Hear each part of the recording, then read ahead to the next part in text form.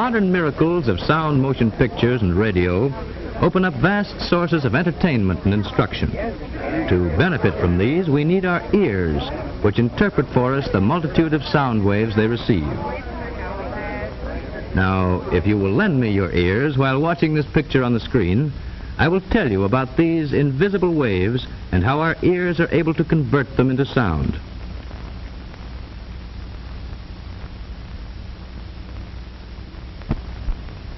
We all know that if a pebble is dropped into water, ring-like ripples spread in all directions over the surface.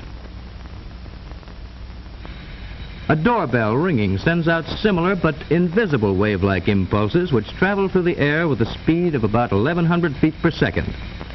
Sounds of every kind are transmitted to our ears by just such waves. Even now, as my voice comes to you, it is carried by these airwaves to be conveyed to your own brain by nerve impulses created within your ear. As we shall see, this feat of conversion requires the highly refined and perfect mechanism which is our ear. To begin with, air impulses are caught by the outer shell and directed into the ear canal. Now let us look into this canal by using a specially designed instrument like this otoscope, which is used by physicians when examining our ears. There in the center we see a small disc, which is the drum membrane. Now here it is at very close range and very much enlarged. Sound waves beat against this membrane as drumsticks beat upon a kettle drum or tympanum. So it is naturally called the tympanic membrane.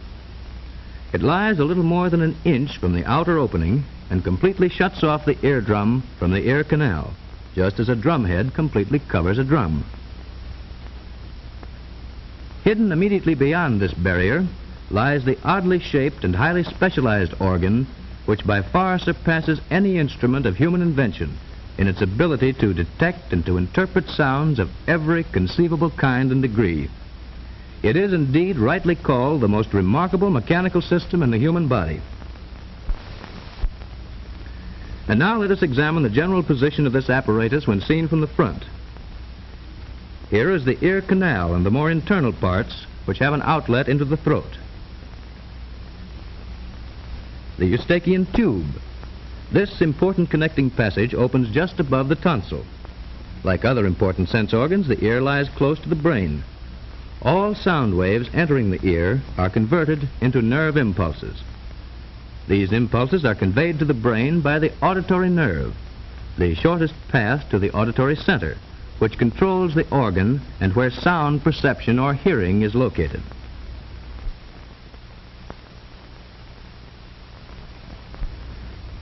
The bones of the skull also encase the inner ear. Here we can see it occupying a group of intricate hollows and channels. These are safely protected within the hardest portion of the temporal bone.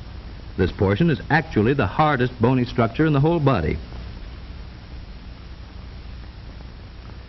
Now let us greatly enlarge the picture of one ear so that we may examine its construction and its parts in greater detail in this sectional view. The ear is divided into three parts.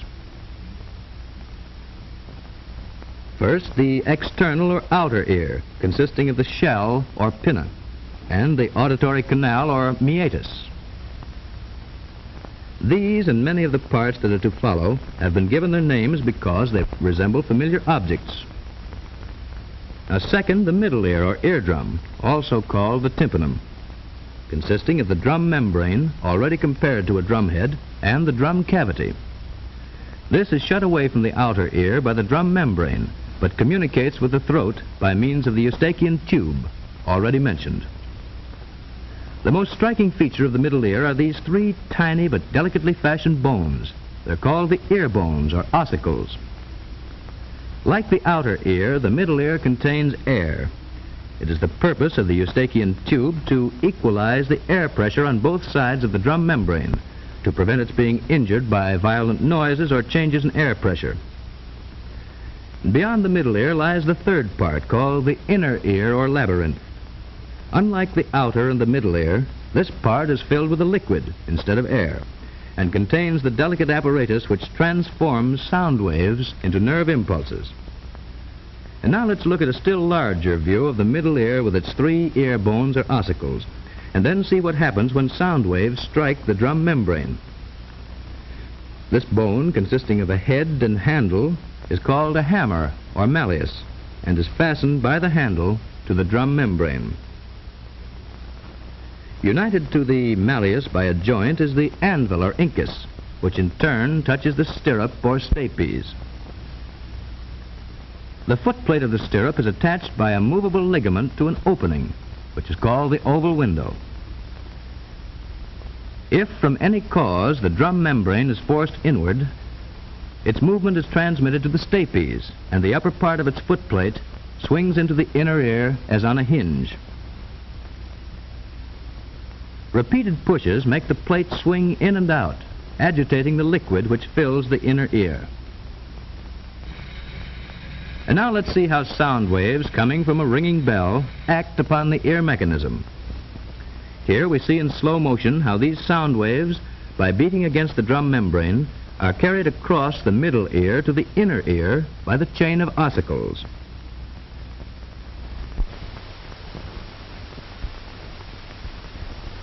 The inner ear, or labyrinth, contains the minute but extraordinary mechanism which finally converts sound waves into nerve impulses.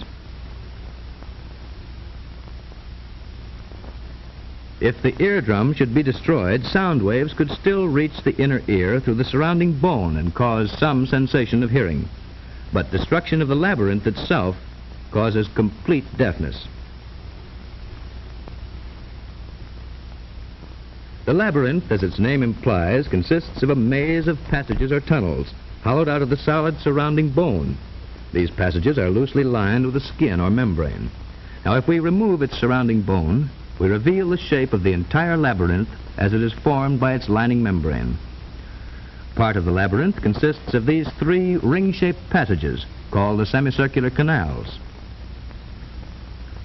These, however, only aid the body in keeping its balance and need not be considered in connection with hearing. Our real interest is in this rounded portion with the 2 small openings, and of course the part with which it is united and which looks like the shell of a snail.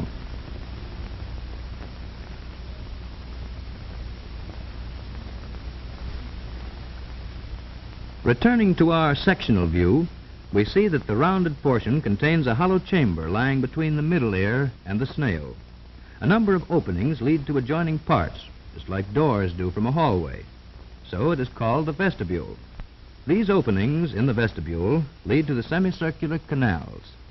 Actively related to the hearing mechanism are these 2 openings which have already been pointed out on the outside of the labyrinth and which allow sound waves to pass from the eardrum to the inner ear. The first of these openings is called the round window. It is covered by a very thin membrane. The second, the oval window. Through it are received sound impulses transmitted by the plate of the stapes which covers it. And the third opening leads into the upper half of the passage, which has the shape of a snail or cockleshell, and so is called the cochlea. Within the cochlea is contained the mechanism which finally converts sound vibrations into nerve impulses. Let us look at the inside of this amazing little instrument. If we were to slice through the middle of the cochlea and then turn the separated portion face upwards, we would see inside a spiral-shaped canal which circles around a central core of bone called the modiolus. This canal is divided into an upper and lower portion by a membrane shaped like a spiral ramp.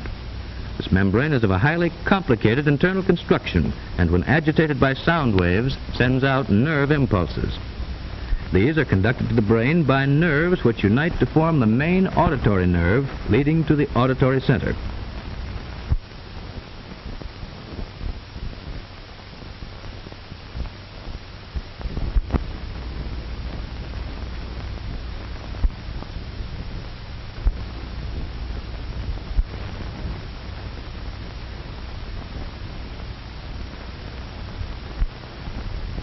Now let's look at a simple diagram of the cochlea and its action. And this time, let's take off the top. Here again, briefly, we recognize the vestibule with the oval window covered by the stirrup. And directly below is the round window covered by its membrane.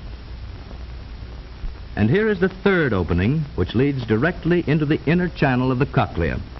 This white line represents the all-important spiral membrane, which transforms sound waves into the sensation of hearing. As we have seen before, this space is filled with a liquid. Now here again, we observe the action of sound waves upon the ear.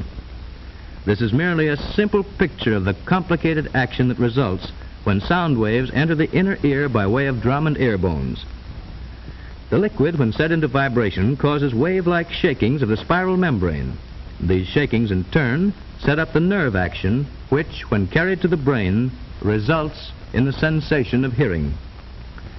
The ear, then, is a very delicate and complicated mechanical device, astonishingly sensitive in its ability to separate and to distinguish a vast medley of sounds. It excels by far the most ingenious and delicate instruments ever devised by man.